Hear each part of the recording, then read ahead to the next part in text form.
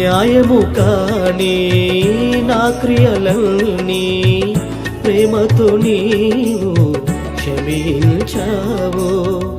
నీ కృపవాత్సల్యమే దేవా నన్ను నీ సన్నిధి నిలుపుచున్నది. నీ కృపవాత్సల్యమే దేవా నన్ను నీ సన్నిధి నిలుపుచున్నది. నీ సిలువ త్యాగము నన్ను క్షమించి నీ కృపలోనే నిలుపుచున్నది. నీ కృపలోనే నిలుపుచున్నది.